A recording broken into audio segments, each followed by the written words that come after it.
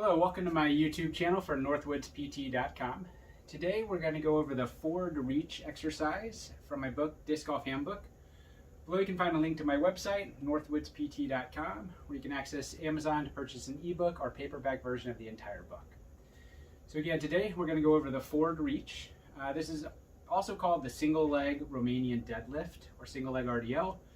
But, I think it can get hard when starting to exercise with all the terminology that exists out there in the exercise space.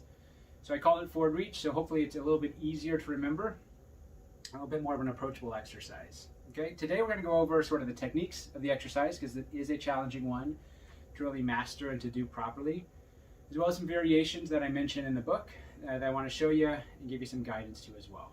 Okay, so I'm going to turn to the side for the majority of this video. The reason is you get a better look at what we're trying to accomplish here, okay? So I'm going to start by strengthening my left leg, all right? So my left leg is going to stay on the ground. My right leg and right side is what's really going to be moving and what I'm going to be talking about, okay? So balancing on that left leg, I'm going to start to reach forward or bring my body forward towards the ground, okay? As I do that, I'm trying to imagine that my shoulder, hip, and ankle are aligned and that they're all moving together, okay?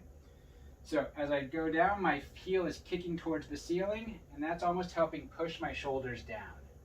Once I'm at this point, I'm gonna feel some tension or stretch through my hamstring, the back of the leg, in this case on the left side, since that's what I'm standing on. That's what's gonna stop me. What I don't want is I don't want to get to here, start to feel that, and then start to bend and reach towards the floor too far. Lost my balance there.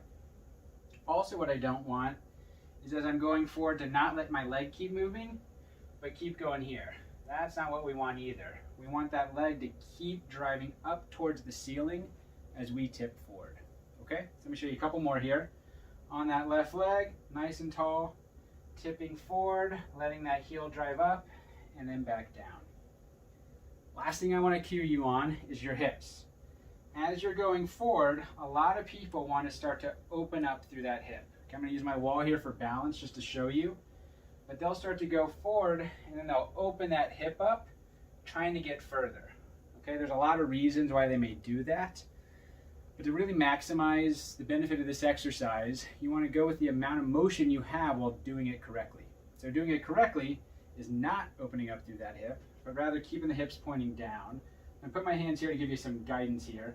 But these bony parts on the front of our hips, easy thing to think about, those are going to direct down straight towards the floor, okay? And then back up. So again, I'm going to tip forward to there and then back up. All right, next let me show you a couple variations with a few exercise tools that you can use to make it a little more fun and start to challenge you here a little bit differently. All right, welcome back. So now we're going to go through some variations on the forward reach exercise from my book, The Disc Golf Handbook. We're going to start with a dumbbell. This is a light 5-pound dumbbell that I happen to have at my house.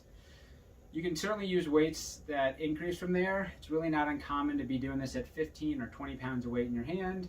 5 pounds is what I have access to at my house right now, so that's what I'm going to use. We're going to go back to this position. Going to continue with everything we just spoke to. For this first one, we're going to start with a dumbbell in our right hand, okay? So what that's going to do, it's actually going to help with my balance a little bit, and it also gives me something to have to pull back up against, all right? With more weight out in front of me, that standing leg has a little more work to do to get me back up tall, okay? So showing here, that dumbbell is just going to translate towards the floor. I'm going to stand back up tall. Good, okay? Super simple. You can also just move this to the other hand. The rules are the same. Oftentimes when we do it this way, people have more of that tendency to open up through the hip like we spoke to. So be sure you're cognizant of that. But it's the same general idea. It just challenges that balance a little bit more, gives you a little bit variability. You can also take a much heavier weight. Take a sandbag, for example, 40, 50 pound sandbag. Take a couple dumbbells or even just one large dumbbell and go through the same thing. All of these are small variations, but actually do change how the exercise is going to feel a fair amount, right? One other variation I like to do, I'm going to toss this on the ground. I'm going to grab a band that I have attached on an anchor point over here to the side. The band provides some really fun resistance, okay, in terms of how it's pulling on you, the forces it's applying, the way it challenges your balance. But what's going to happen on this one, the band is going to kind of pull me forward, help stretch me a little bit, all right? So I'm going to go forward, and this band is pulling me, and then I'm going to pull against that resistance to come back up tall. One more here. Good. Resistance, just like anything else, can be as much or as little as you want. You can even do this on a cable machine at your gym, holding the cable just like you would, usually about chest height or a little bit lower, but that cable machine can create that resistance as you go into the movement and then back up. All right, today, again, I just showed you everything on the left leg for simplicity. Obviously, we would want you to do this on both sides when you're training. If you want more information about this exercise or my entire program for disc golfers, please visit northwoodspt.com. There you can find a link to my ebook and my paperback book of the Disc Golf Handbook. Thanks so much for your time.